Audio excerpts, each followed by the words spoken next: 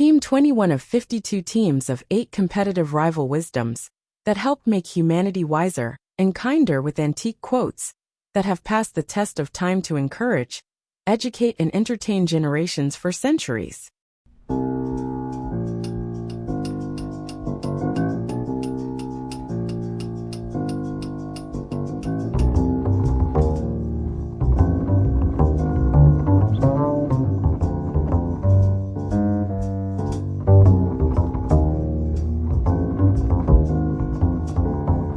Team quote 21.1. I got my start by giving myself a start. Sarah Breedlove, 1867–1919. This powerful declaration from Sarah Breedlove, also known as Madam C.J. Walker, captures the essence of self-made success. As America's first female self-made millionaire, and a child of formerly enslaved parents, her words carry the weight of remarkable personal experience. What makes this insight particularly striking is its emphasis on self-initiation. The repetition of start, getting it by giving it, emphasizes that she didn't wait for opportunity to come knocking. She recognized that empowerment often begins with a decision to empower oneself.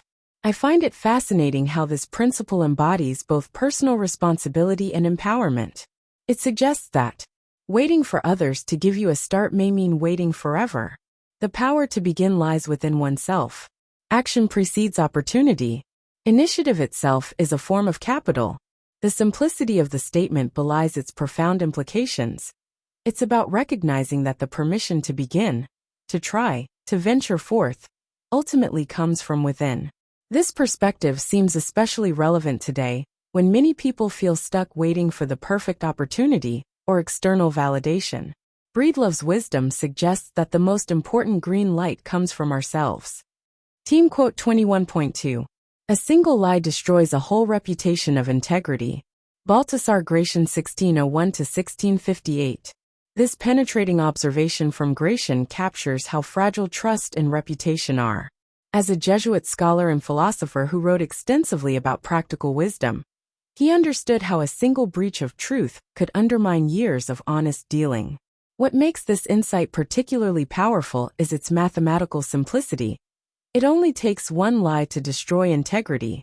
Like a crack in a foundation, a single deviation from truth can compromise the entire structure of trust that someone has built.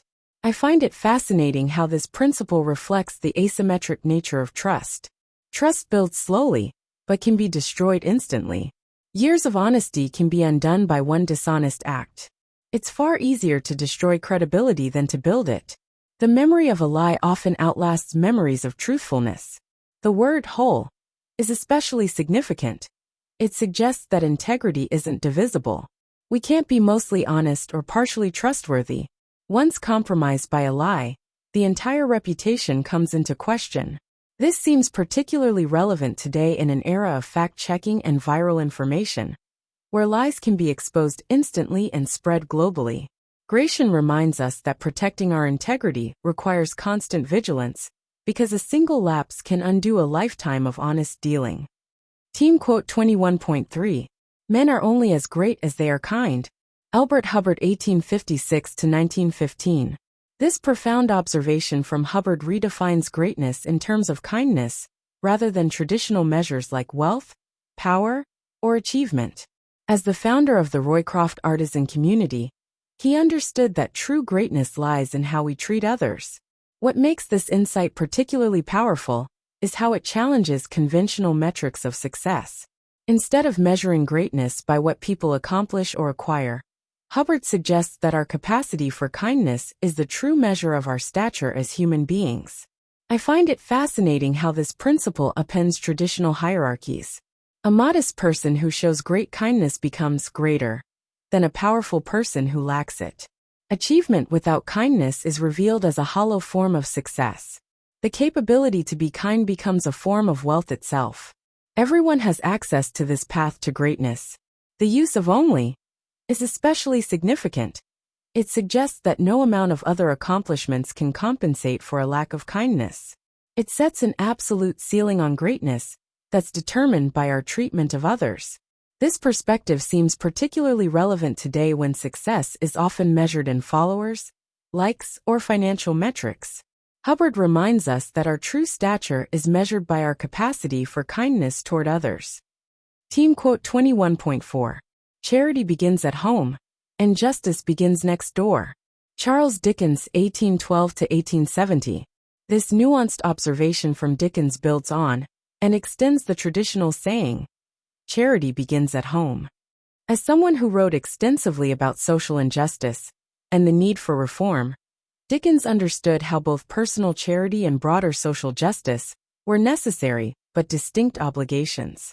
What makes this insight particularly clever is how it creates a spatial progression from the intimate sphere of home, where we practice charity, to the broader community, where we must pursue justice. It suggests that while we start with taking care of our moral obligations don't end at our doorstep. I find it fascinating how Dickens distinguishes between charity and justice. Charity is personal, voluntary, and begins with those closest to us. Justice is social, obligatory, and extends to the broader community. Both are necessary but operate in different spheres. Neither can substitute for the other.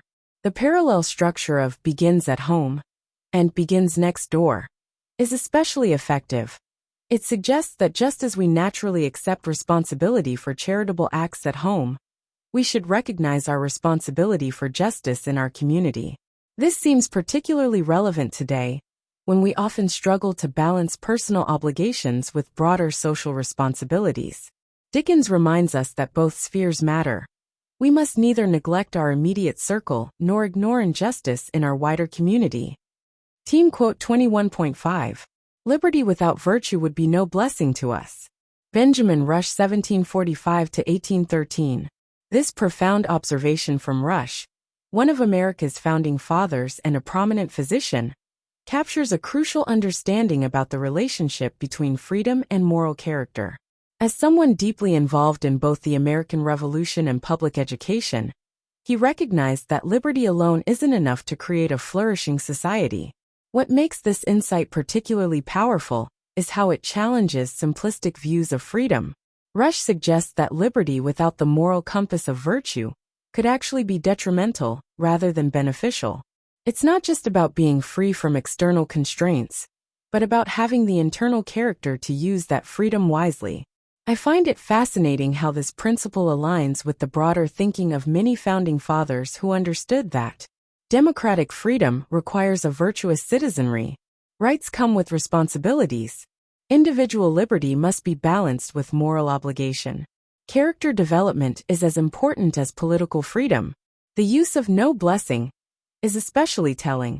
It suggests that freedom without virtue might actually become a curse, leading to chaos or self-destruction rather than flourishing. This perspective seems particularly relevant today, when discussions of rights and freedoms often occur without corresponding attention to civic virtue and moral responsibility. Rush reminds us that true liberty must be grounded in character to be genuinely beneficial. Team quote 21.6. All of our reasoning ends in surrender to feeling. Blaise Pascal, 1623–1662. This insightful observation from Pascal, a brilliant mathematician and philosopher, captures a profound truth about human nature.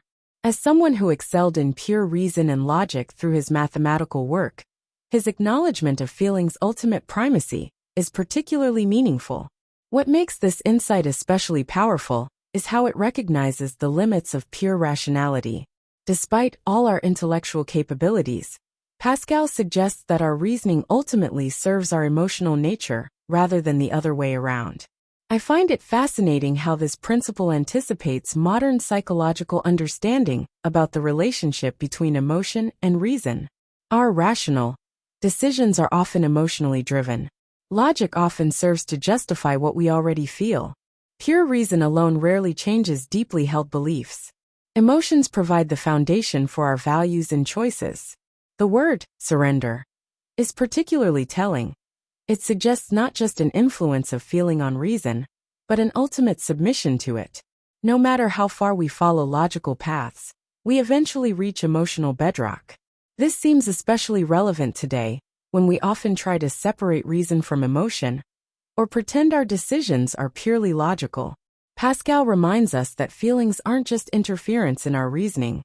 They're fundamental to how we understand and relate to the world. Team quote 21.7. Adversity is the first path to truth. Lord Byron 1788–1824. This profound observation from Byron captures how difficulties and challenges often lead to deeper understanding. As a romantic poet who experienced both triumph and exile, he understood firsthand how adversity could strip away illusions and reveal fundamental truths. What makes this insight particularly powerful is the word first, suggesting that adversity isn't just one path to truth, but the primary or most direct one. It implies that comfort and ease, while pleasant, may actually keep us from deeper understanding. I find it fascinating how this principle operates across different domains. Personal hardship often leads to self-knowledge. Scientific breakthroughs often come from confronting failures. Relationships deepen through shared challenges. Character reveals itself most clearly under pressure. Artistic truth often emerges from suffering or struggle. The idea of adversity as a path is especially meaningful. It suggests that difficulty isn't just an obstacle, but actually a route to understanding. The very things we might wish to avoid become our teachers. This perspective seems particularly relevant today, when we often seek to eliminate all discomfort from life. Byron reminds us that our challenges, while painful, may be essential to our growth and understanding. Team quote 21.8. Nobody minds having what is too good for them. Jane Austen 1775–1817. This witty observation from Austen captures a delightful truth about human nature.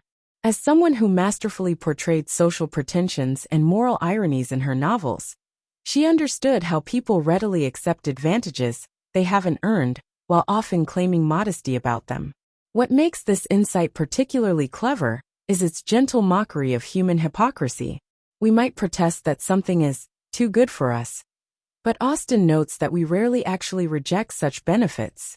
It's a kind of false modesty that she would have recognized in the social maneuvering of her day. I find it fascinating how this principle reveals a universal human trait. We easily adjust our sense of what we deserve upward. False modesty often masks real satisfaction. People rarely decline privileges they claim to be unworthy of. Our capacity to accept good fortune exceeds our claims of deserving it. The word minds is especially telling, suggesting that while people might verbally protest being given too much, they don't actually object to it in any meaningful way. This perspective seems particularly relevant today, when social media often features performative humility alongside eager acceptance of privileges and advantages. Austen reminds us that human nature hasn't changed much. We're still quite comfortable accepting what we claim is too good for us. And if you'd like to help raise school test scores and self-confidence, you can give your kids free Easy Extra Advantage math, spelling and reading workbooks you can download for free at stop2think.com or buy at educationstopshate.com. Free Easy Math Wisdom workbooks with octo-repetition to grow math self-confidence. You'll get plenty of repetitive practice of age ranges and averages of our 52 teams of 8 quote authors. Free Easy Alpha cipher-coded puzzles teach letters, numbers, and phrases using antique wisdoms that encourage and educate. Can you decode this cipher quote of encouragement using either our learning to spell or just for fun instructions? And since time is money, practice reading faster with 52 teams of antique rival wisdoms that have passed the test of time to encourage, educate, and entertain generations for centuries. We offer printed versions and timed videos with background music. Sign up for free weekly emails of 52 teams of antique rival wisdom workbooks with easy math, spelling, and reading practice. And if you'd like to get paid for sharing our wearable wisdoms, keep this in mind. Everyone I know wears a shirt, and most of us change them daily, so change your shirt and change the world. Social equalities are blatantly subliminal antique positive wisdoms repetitively shared without saying a word. This applies to all our wearable shareable wisdoms, like pretty witty baby onesies and baby tees that you and others will see and read multiple times a day. The same is true with pretty witty kids, but they'll also share these wisdoms with anyone that can read at daycare or school. Youthful truths let your kids gain confidence, sharing antique wisdoms with their friends. Imagine them sharing words of wisdom with classmates and teachers. Therefore I think tees I wear is a super easy way to share words of wisdom that have passed the test of time. Our social equalities help make us all wiser and kinder with blatantly subliminal messages, promoting a more fair and equal opportunity society for all. And don't forget our giftwisdoms.com for birthdays and holidays, that makes it easy to share the wisdom with clothing, coffee mugs and magnets. So do the future a favor by encouraging, educating and entertaining with words of wisdom that have passed the test of time to make us all wiser and kinder. With wearable wisdoms to fit babies, kids and adults, you can clothe a whole family, city or state. Join the 52 of 8 today at 52of8.com.